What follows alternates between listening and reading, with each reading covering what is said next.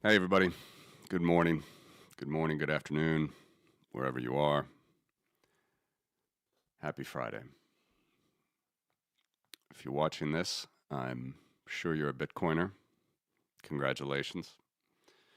We're going to go over some things here today. A couple new charts, but this is very similar to what I've shown before. This is just gold price in the modern era, but how gold follows an exponential trend, not a power trend like Bitcoin. So it is a straight line on log scale, 5.2%. This is the compound growth of that curve. It's not that exciting, but what is exciting for the gold bugs is we're at all-time highs here. All right, 2.4x. 2.4x is the number. That is the multiple over the trend line, 2.4x.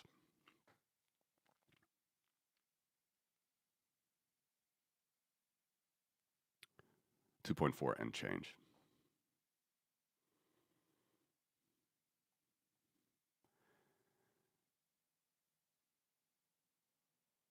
This is the last time it happened. August 2011 on a monthly close. So gold is reaching to new heights, and all the gold bugs are very, very happy.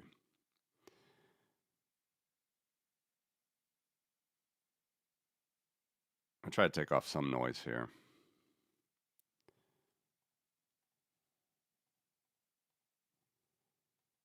All right. Just to remind you, the multiple is staying fixed in this analysis. So anytime you look back and you see the multiple in that tooltip there, that is relative to the trend at the time, which is here. Trend changes, right? When we get to the present, we get this all-time trend we can draw, but trends change all the time. Just have to keep measuring them to see, right?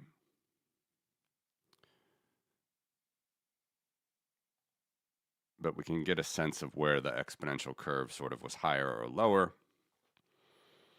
At times, the steepest it's ever been was coming off of the end of the gold standard, right? Into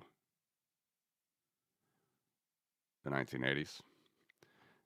Then a 20-year bear, Brown's bottom, good old Chancellor of the Exchequer sold gold right here at all-time lows of the gold of the United Kingdom. Not all of it, but most of it. Canada unloaded a lot of their gold all down here. And now gold prices are over 10 times higher. Gold bugs are loving it. And as you see, we are in a new high, right? So where will this number go? Will it be 2.5x, 2.6x, 3x, the trend? Nobody knows, but I'm willing to bet it's not going to be 10x. Probably not even 5x. Let's just say it's 3x and it peaks in, I don't know, the end of this year. That's $6,000 gold. See the black line? 2,151, 3x. The trend, which would be an all-time high relative to the trend ever, that's $6,000 gold. So don't listen to Peter Schiff too much. I'm not listening to him at all. I don't know what he's saying at the moment, but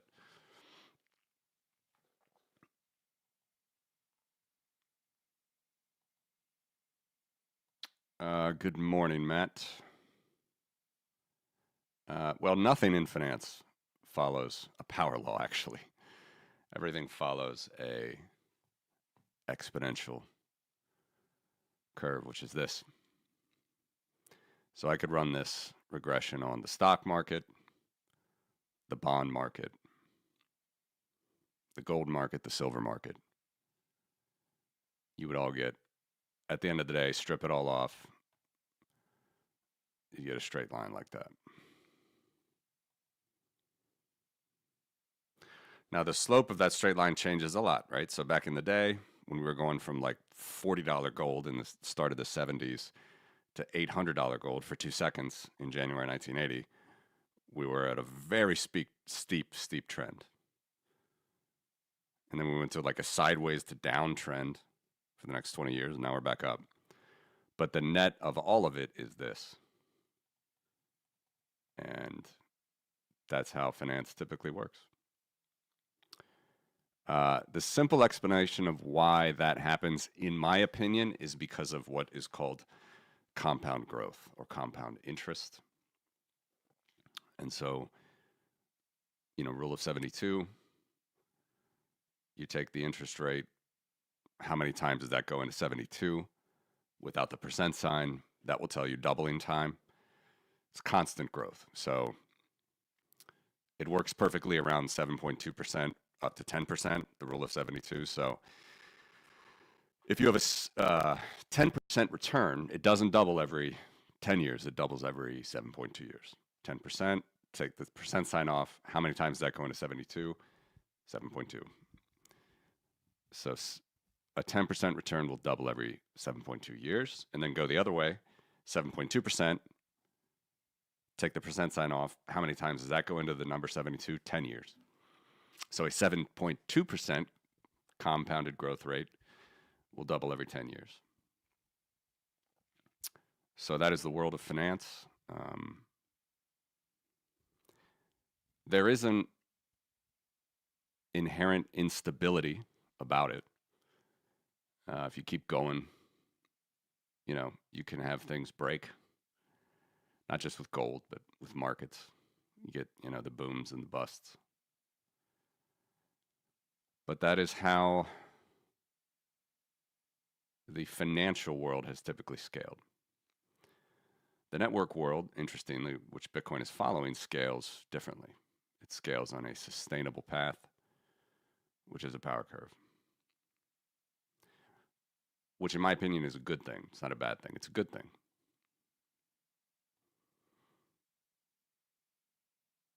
So here we are, hovering between our 45%, between our 40th and 50th percentile. All right, so we're roughly around the median.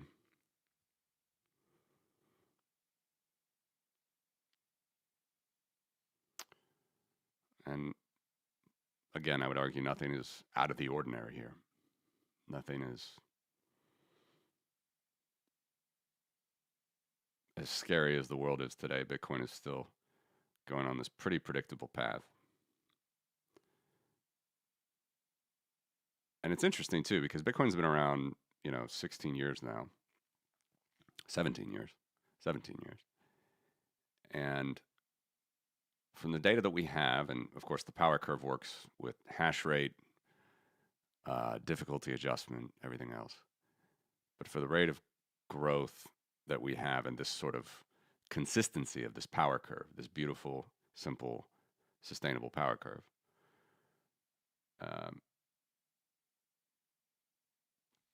if one were just to make I know gold is a way more ancient technology than Bitcoin, but if one were to take the free floating effect of the gold market, which really, this is the only data that we have. I mean, before this date, it was fixed at $35 an ounce.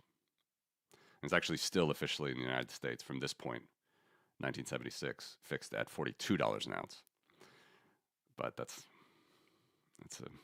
a weird issue.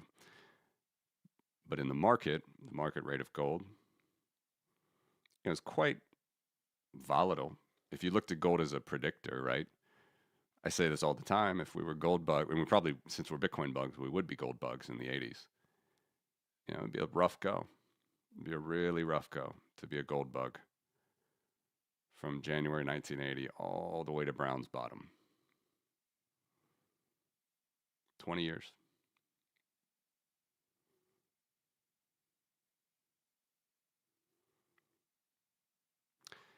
And to explain that, I think we can explain that, but that has to do with government intervention, fiat money. Fiat money moves much faster than gold markets. People don't see the utility of gold like they used to because of fiat monopoly. And I think very importantly here, these booms, I think they're just as unsustainable as the trying to say that this goes on a nice smooth exponential curve. Like, I don't know how long this boom's going to last. Like I said, have been saying for a while, we're at the 100th percentile. Okay. 2.4x the trend. But,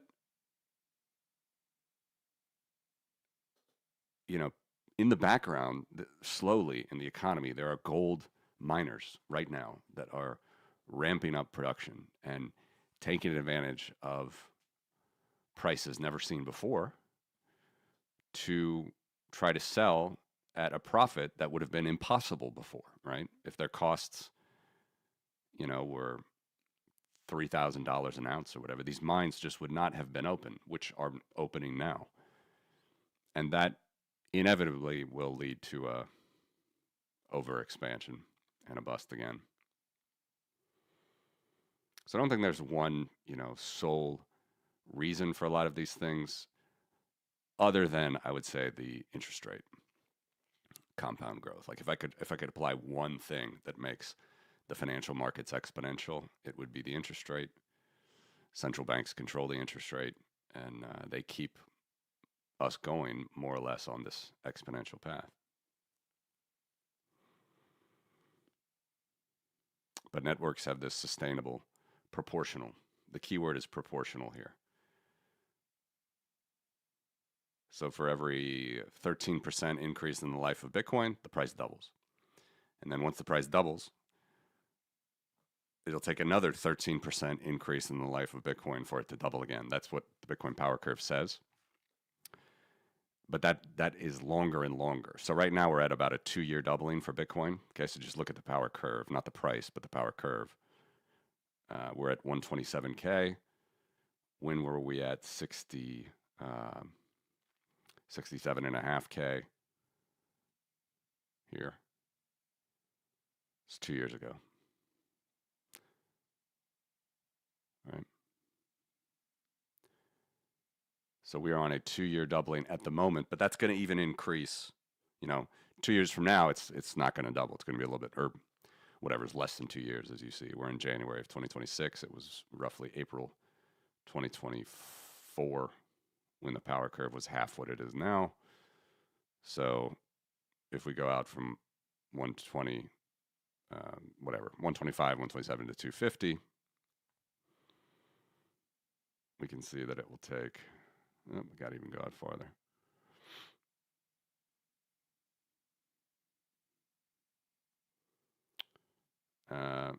Well, it's still 2 years actually for now. So it's a very slow process. And it's not exponential. Like you can just see it's not a constant doubling.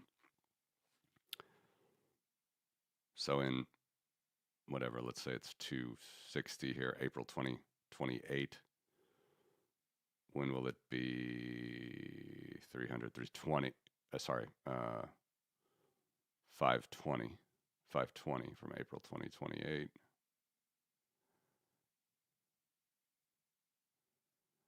October 2030. Right, so it's a little bit longer than 2 years there. Yeah, and so on and so forth. You can go out the chart.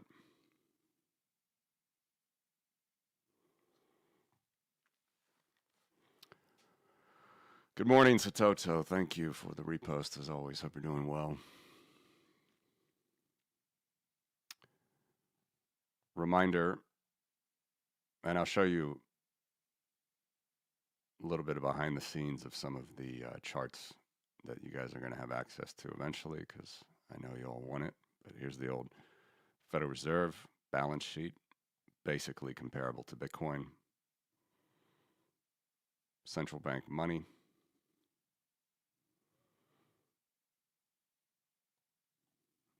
We're a little bit under trend. This is a weekly basis here.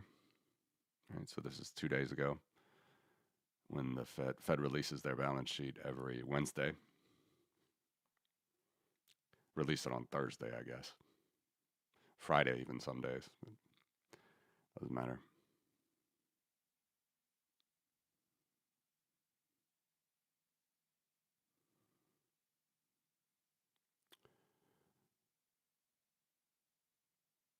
So we're about 30%. Bitcoin is 30% the balance sheet of the Federal Reserve. But that's not the only thing that, it's going to compare with.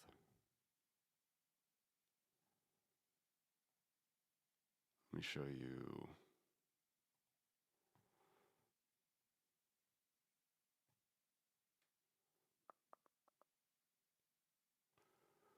Show you guys this. This is the old table.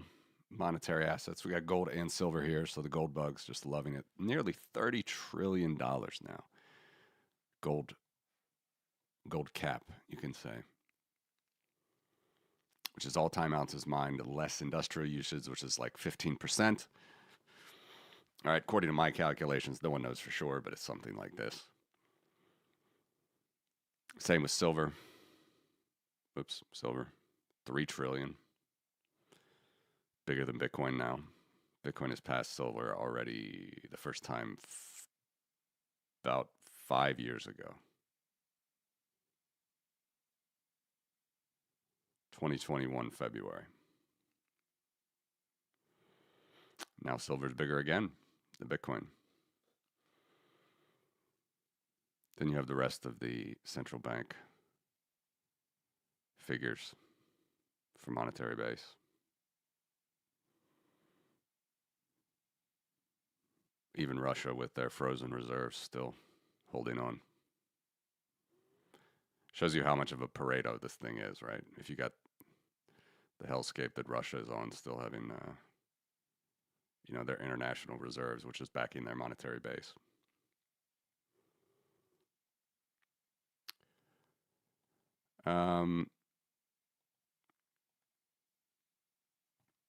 But yeah, so the big question I think still remains for the gold bugs, how high it's going. No one knows, but just got to do the multiple over the long-term trend. And it's at a record right now. We are at record gold price relative to the trend. And of course, nominally as well. Of course, it's a record. But if you want to actually understand what that means, right, relative to the past, it's right at it. We're not setting new highs yet. We're about to, right? I guess I got to take this down to 2 decimal places, but 2.4x the trend. That's the record for the gold price. And that's where we're at. If you go back down to the 90th percentile, which is a long drop, it gets you back to, well, as of today, $3,200 gold, and then you just go out. What goes up must come down. Happy for the gold bugs. Hope they enjoy it, but it's probably going to be a big dip, like it always is. Is it a smooth one that takes, months to years, or is it a really, really quick one where you fall out of the 90th percentile? And by the way, here's the trend. You're already back to the trend line at the time. At the time, this didn't exist. You're already back to the trend line in April 1981 when you peaked in January 1980. So it took a year, a little over a year. I have no doubt it's going to be similar this time.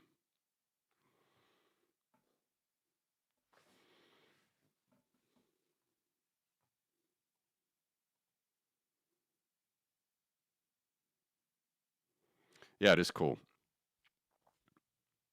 I mean, no one ever. I think it's the best tool we have to sort of situate ourselves in the correct arena of where Bitcoin goes relative to other assets. This, by the way, I'm fully convinced is a fine trend, right? So maybe by 2050 we got $6,000 gold, 7,000. Maybe it's a little bit higher, maybe 10. I don't know. Maybe it rises a little bit. But if you take, like, I showed this before, I'm not going to show it today, but like you could draw a trend line over this, just this period, and you'd get a 42% crazy trend line, right? Like going way up here. That can go for, whatever, 2, 3, 4 years. But it's the nice thing about trend lines is you always revert back to the mean.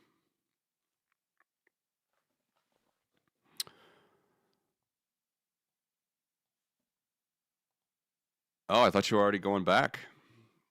Thanks for tuning in. I really appreciate you tuning in during your travels back to Arizona.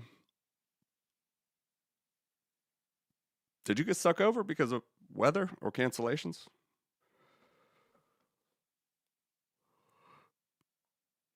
Better to break it up. Better to break it up anyway. Great fish in Copenhagen. Great fish restaurants. Expensive, but good.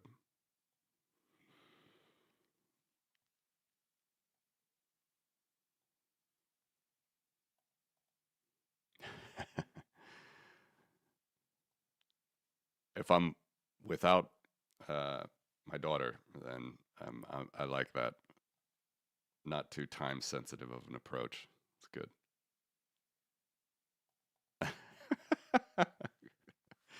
Congrats. All right, I want to show you guys now a little bit of a behind the scenes. It's going to get a weird picture for a second as I change it, I think. Maybe not. Switching over.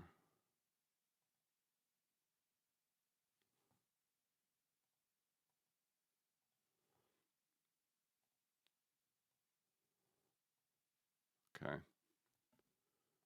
So something like this will be coming.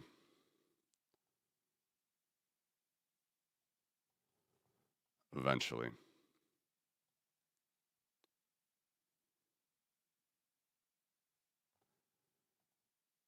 Good morning, crypto. Felix. I'll come back to that. Just want to show you guys. This is, so I got a new, working with a lot of AI, but trying to get my database much faster, much cleaner, much more replicable. Still not quite there. This is not the order I even want of these things that are stacked, but this is nearly every, from say this point, certainly from 2000, but even the 80s, you have most all, you start to have all currencies in the world, certainly from 2000. And here you see that we peaked in the craziness of 2021. I'm not showing the total here, but that, as you see, was over 30 trillion. 32. I used to have 50 currencies in my set. This now has like close to 100, if not more. And then we've come down here. This is what Jerome Powell's been working on since Trump appointed him, by the way. And after, of course, the big inflation, but now we know he wants him out. And we're between 26 and 27 trillion at the moment.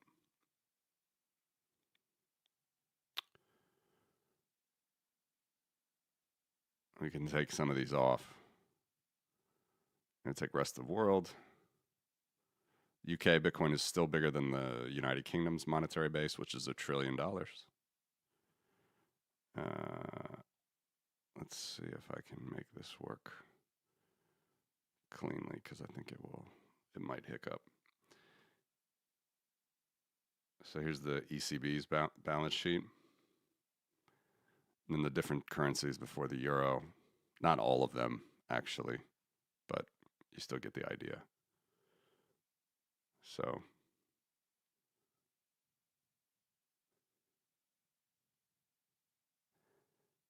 brave new world, really, after 9/11, and something I think we've never recovered from. You know, it's just always more and more easy policy. Put the dollar on top. It's the two biggest currencies in the world.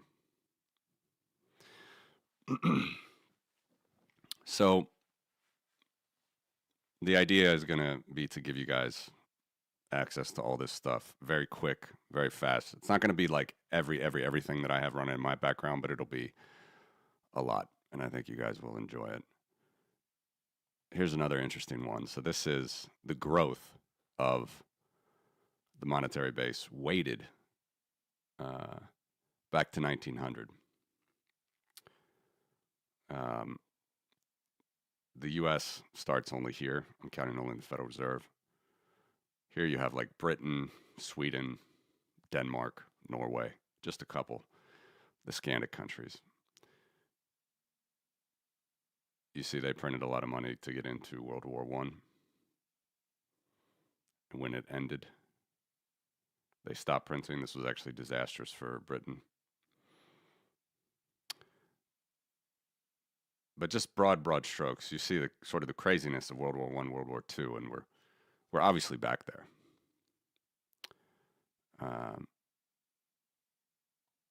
And then what's interesting is, let me put all these back. You see we went from, over 30 trillion. Whoops, need Japan here.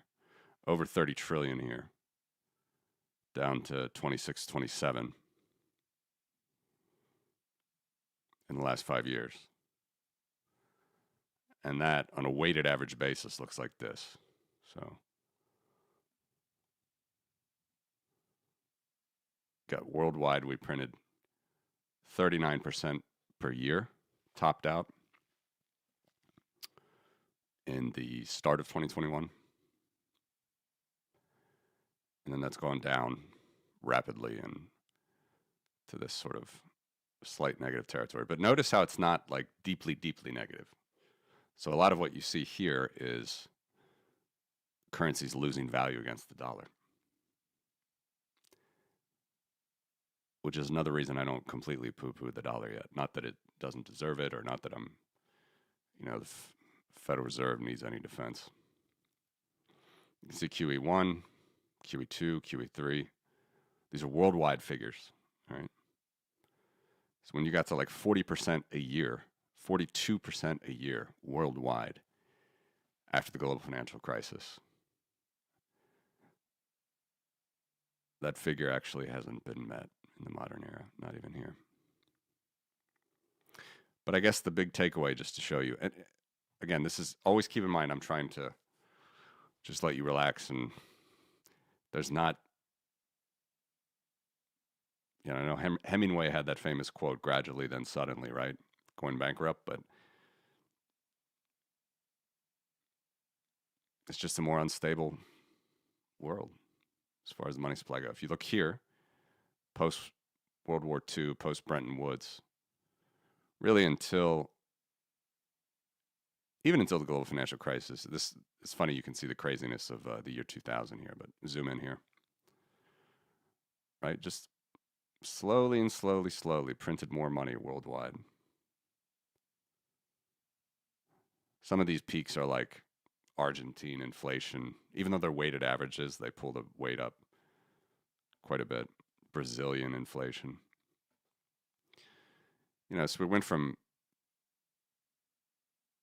1 to 2% per year up to, 15% on average. Then hovered around this sort of 11, 12% until the year 2000. Big pop because everybody was worried about taking cash out during the year 2000, and that went down. And that was it. This was the supposedly very stable era of monetary policy worldwide. And now we're clearly back to like here. Crazy peaks up, crazy peaks down.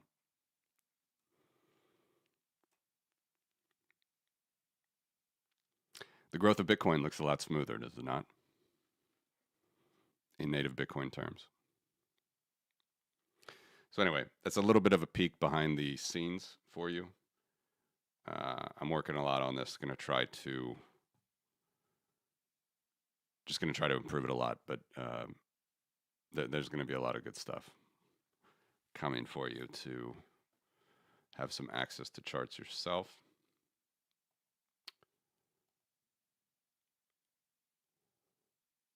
Let me see something.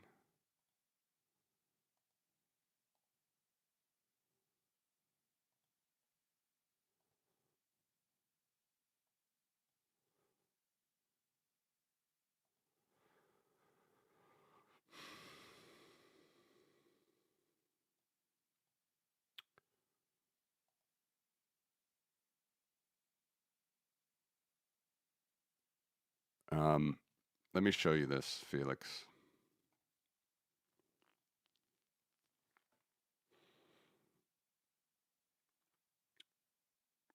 We are at a divergence as far as dollar gold, Bitcoin gold.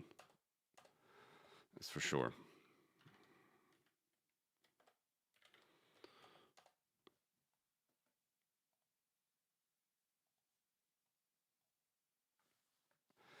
And I do keep saying, I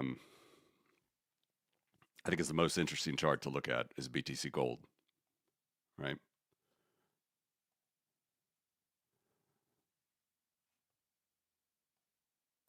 All right, so generally this looks like BTC dollar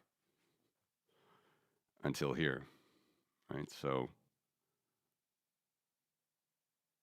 2021, very similar, a little bit milder, right, than the dollar chart. The 100th is crazy, but I mean very similar. This is BTC dollar. It's BTC gold. Okay.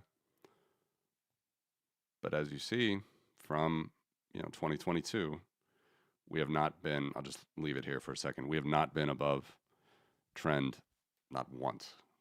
Maybe here, I guess we touch it, barely missed it. So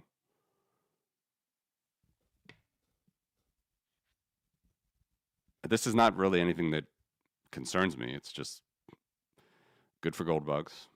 You're getting BTC cheaper. But will you take advantage of it? Or when will you? Because right here, when scam bankman fraud blew out FTX, we went to $16,000 Bitcoin this period. Even with all this gold strength, we're still cheaper as far as gold terms per Bitcoin here. Only 9 ounces of gold. Now, even with just the brutal for Bitcoiners period, it's still still double. Double. 18 ounces of gold per 1 Bitcoin, even now. So I feel the same way about this chart like I do about this chart, right? What goes up must come down. I have no idea how long it will go. I have no idea how high it will go. We're clearly going to set a record here. I mean, all records are being set, but is this going to, the key is this multiple, 2.4x. That's a very rare thing to do with any trend line. You can see it even, like, let's just look at Bitcoin. Let's look at the extremes and the evolving trend and take that off, okay? These are the extremes as far as where Bitcoin was over or under trend at the time. And those extremes happened like way back in the day, right? 7.8x Bitcoin. 7.8x trend is the Bitcoin price in dollars here in when Bitcoin was 30 bucks, 35 bucks, June 10th, 2011. That multiple seems very unlikely to be hit anymore. It almost was hit, or maybe it was hit basically here in 2013, was never hit again. 2017 didn't hit it. 2021 didn't hit it. We're nowhere close now. So you see how far away, statistically we are from the 100th percentile. $989,000. It'd be great to hit that. If you follow Plan B, he's every day got a new blue dot that's going to show you we're going to hit that or something. But if you follow the power curve, it's extremely unlikely. Extremely unlikely. And you can apply this analysis to any market. So the gold market is statistically as hot as it's ever been, and it's pretty rare when we get to this level. Doesn't mean it doesn't happen, doesn't mean it can't happen.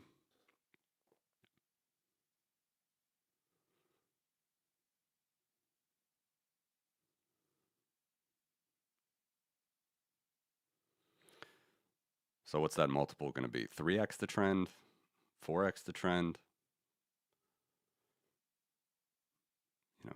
Even if it went 5x the trend by the end of this year, that's $10,000 gold. Okay, maybe it does that.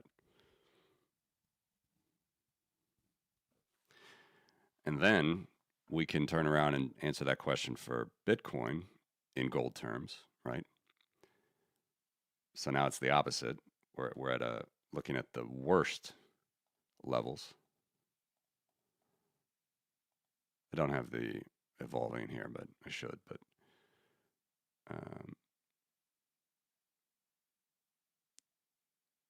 we're a long way still from the worst, which is 0.1x the trend. Okay, so the trend is 65 ounces of gold per Bitcoin. We're way under it, it's true. But even to get to the worst ever, you got to go to 8, right? See that? 8. And soon it's going to be 9, 10. By the end of the year, it's going to be 10, 11.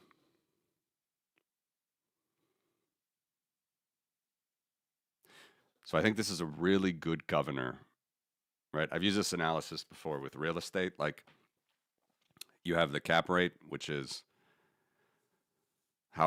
pretty much how all income properties of real estate are valued. How much income can I get per year, right? 10% would be a great cap rate. That's pretty hard in a developed market. They're usually like 5, 4%, whatever.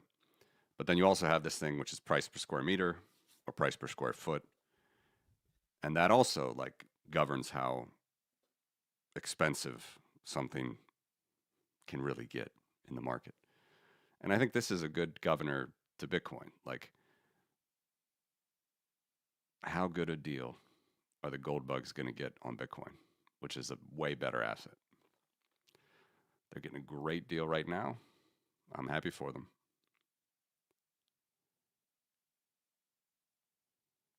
Is this going to go all the way back to 8 ounces of gold per Bitcoin? I actually doubt it, because this is a very difficult benchmark to hit this line. We set it all the way back here in November 2011. Right? This didn't exist, but the trend line was, somewhere, I don't know, here. And it was a 90% drop from the trend, not from the peak, from the trend. So, yeah. I wouldn't worry about it. I'd be calm. I think, if anything, this is future bullishness for Bitcoin.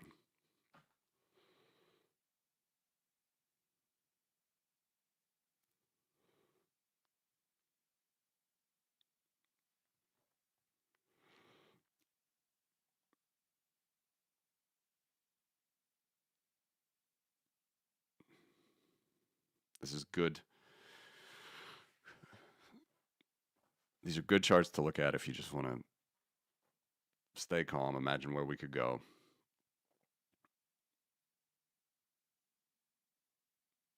Right? And if we got to go 3x higher to get to the gold trend, imagine what that will be to the dollar, the price of Bitcoin in dollars or in euros or whatever.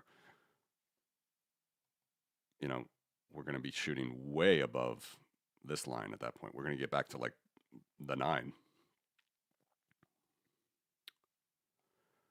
Somewhere here is my point. So whenever gold reverts to the mean, gold bugs are producing way too much gold for that price. People are tired of paying that price for jewelry. Central banks don't bail them out with buying gold.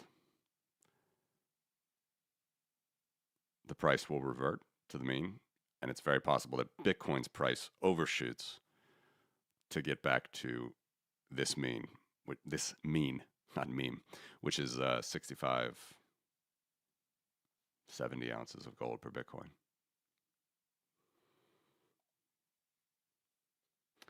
So I know I talked about this a lot, the gold Bitcoin governor. I don't know. I think it's a really good governor on Bitcoin's dollar price. These are the very comparable assets, digital gold.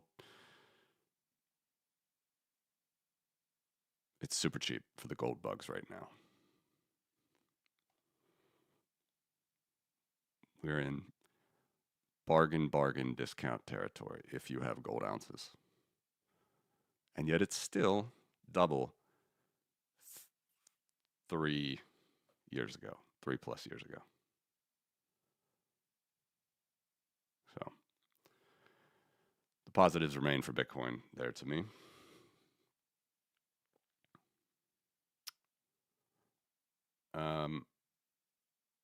Just a couple things.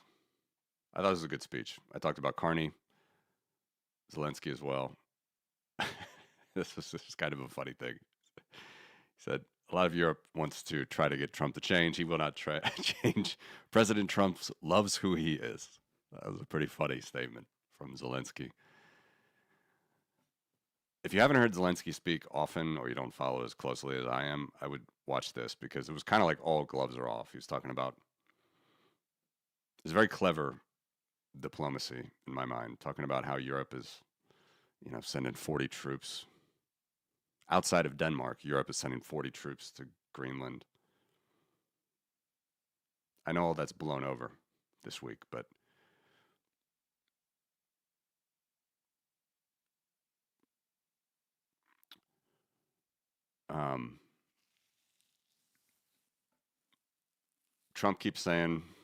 Trump's golfing buddy keeps saying there's one issue left, land. They don't say which one, but it's going to be land. There were even more commitments, rebuilding Ukraine. That stuff wasn't signed. So Ukrainians, they're looking at all this as just kind of kabuki theater still. Every day they're getting bombed, droned. I thought this was very interesting. Kalen, if you haven't followed him, Irish journalist, lives in Ukraine, does incredible stuff.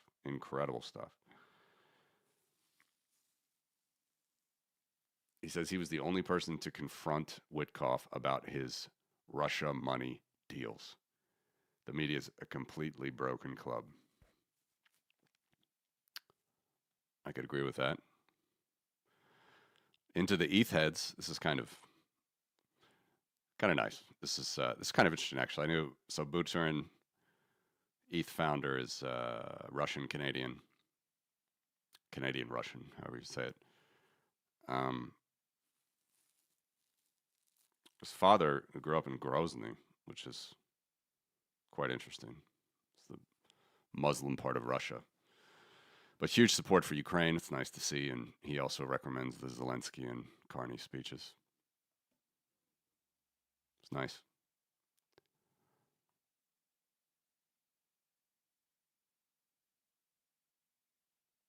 There's just big disconnects here.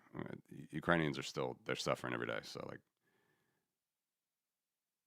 there's a breakfast that they had yesterday, the Ukraine breakfast. They've been having it every year at Davos now. The Latvian president has been there. Many Eastern Europeans have been there to try to give a voice to protecting Europe from the East. And, with this whole Trump security board of peace, forgive me if you color me a little bit skeptical here. This is part of Zelensky's speech, again, which I would agree with. If Putin decides to take Lithuania or strike Poland, who will respond?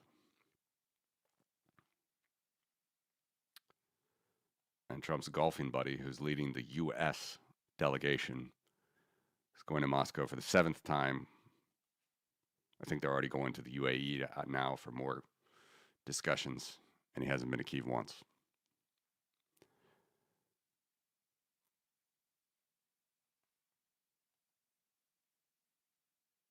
This is a bit more, just trying to give the European perspective. I'm sure you guys saw all this. Trump says European troops that went to Afghanistan weren't really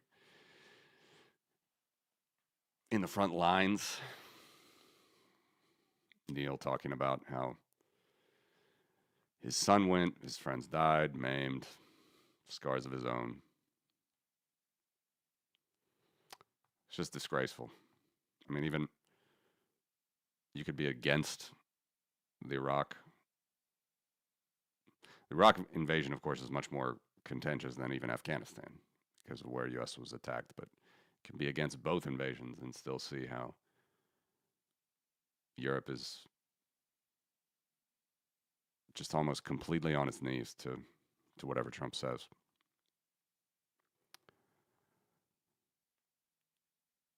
We're going to see. It's Jay in Kyiv. I've said this as well myself. This is clearly the most suppressed account on this platform. This is the challenger to Viktor Orban. He's 12 points above Putin's puppet party, as Jay says. Still only got, 43,000 and clearly suppressed. So it's going to be very interesting to see what happens there. This is a Romanian. I highly recommend you follow him.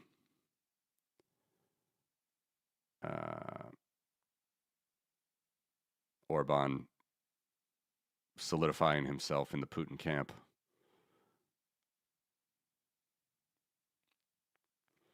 It's been 19 years he's been Prime Minister of Hungary, 15 uninterrupted.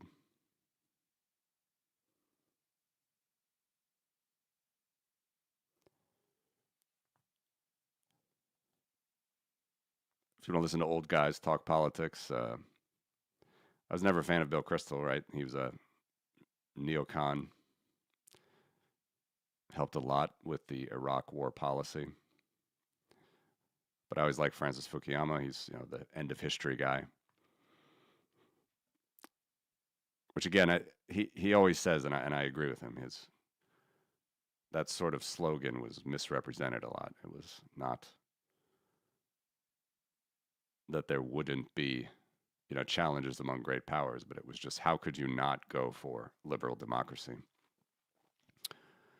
But of course, that's getting challenged, and I think it's up to Europe to try to fend for themselves. It was a really wild week in Davos.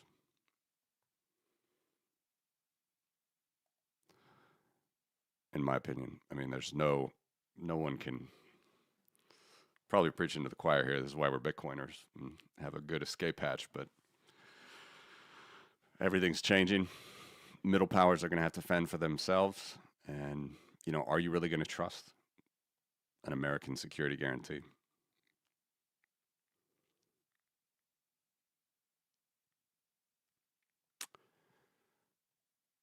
So that's about all I had today, guys. It's going to get more interesting. Trump is ready to let the money gates flow, print a lot of money.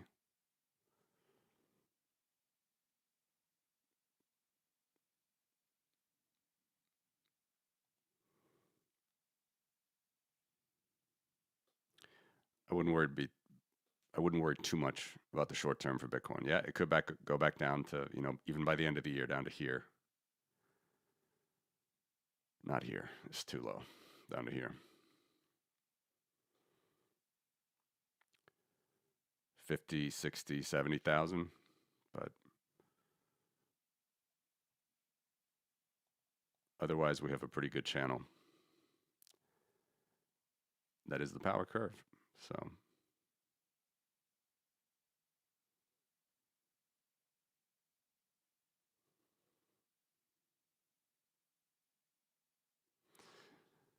they cannot take your Bitcoin unless you sell.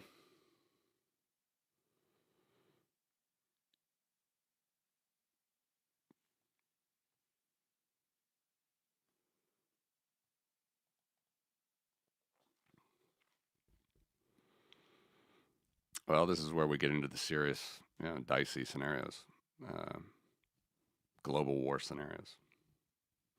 If the UN was established to stop global war,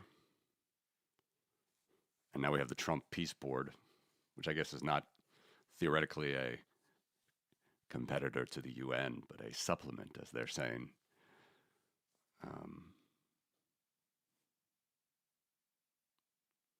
I do agree that the threat from the nation state against Bitcoin is still not over. Even though Trump is apparently a huge Bitcoiner and has his own shitcoin, he's not giving it a good name right now. And it would be very bad and perhaps even likely that if a Democratic caucus comes in and then just knee jerks the other way in the US, you have to deal with all that again. I even saw an insane headline now that Netherlands are adding Bitcoin to unrealized capital gains tax. I mean, my Dutch friends, how can you even manage unrealized capital gains taxes? That is the most disastrous policy.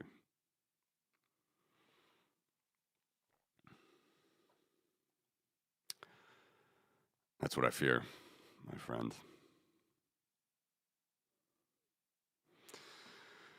That's what I fear. I mean, you have Orban, Putin, Netanyahu on the peace board. You got to spend $1 billion to join the club. Trump's the chair.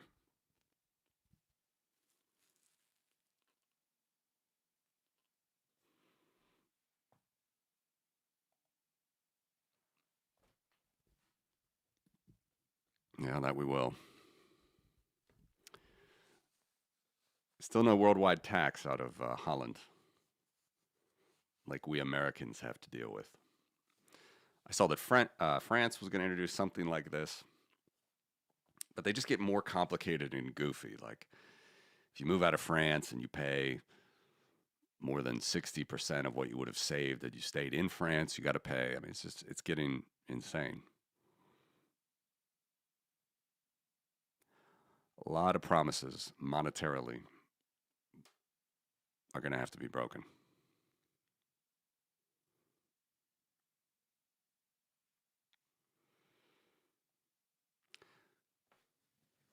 But I don't want to be a doom and gloomer. I want to be calm that we have Bitcoin, right? It's not a panacea. You're right.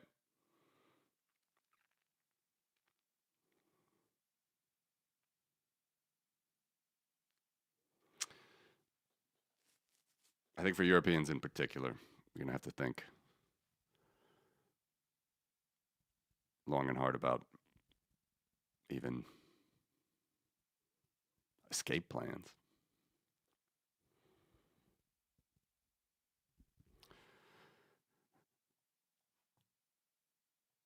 We'll see, though. Russia is another interesting thing Zelensky said is there's 35,000 Russian troops dying a month right now in Ukraine, turning into sunflower seeds for nothing. And the death rate a year ago was 15,000. and they're just about recovering the $35,000 death count each month right now. He said something like 42,000 are being mobilized, mostly from poor, terrible regions of Russia. I'm sure you guys have seen it. I mean, they're mobilizing handicapped people. They're mobilizing old people. It's a basket case situation. But Zelensky definitely took the gloves off. I mean, he's been pretty patient with everything. And he's like, they told me not to talk about Taurus missiles. He talks about it. They told me not to talk about Tomahawk missiles. He talks about it. He went pretty hard at the political correctness of what people are supposed to say and do in Davos.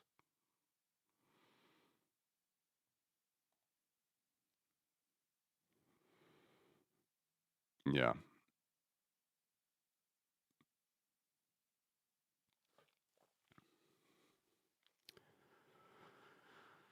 Need to somehow revert to the center and fund security and not fund anything else, frankly.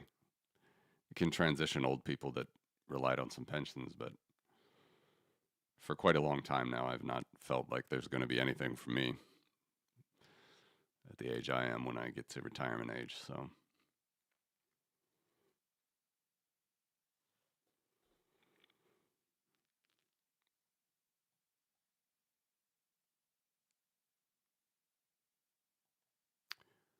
you guys want to see anything else? Or should we just get to the weekend?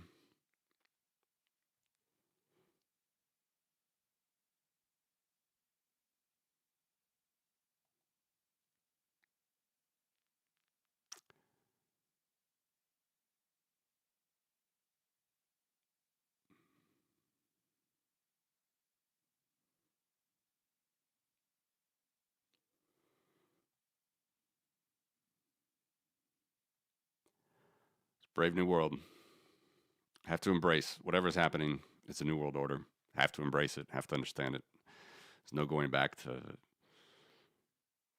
2001, 1980, 1945. All those orders are completely dead.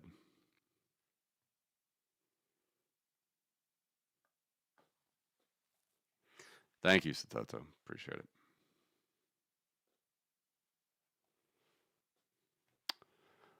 I haven't forecasted a dip. I'm saying possibility.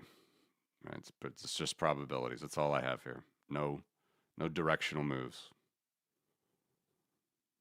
So 30% chance that we could be at. Let's go here. 30% chance that we could be at 90, basically today's price or lower, based on the power curve by the end of the year. That's a good way to end this. 30% chance. That means there's a 70% chance it'll be higher than today's price. So I'm more about probabilities than directionality.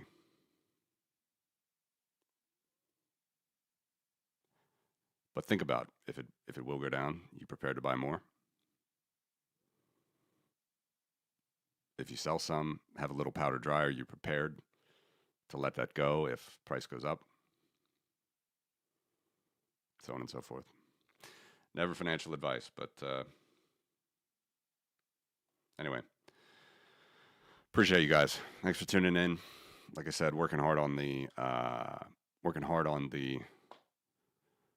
number crunching engine in the background. Be some good stuff in the next couple months for people to log into. It's also very true. Being part of the market is better than not generally, as Warren Buffett says. You got to get off zero. But that's another thing to chart out. I think would be very good is the rarity of big double-digit gains in Bitcoin. So anyway, NFA as always, not financial advice. Thank you guys. Have a great weekend. Slava Ukraine. Talk to you later.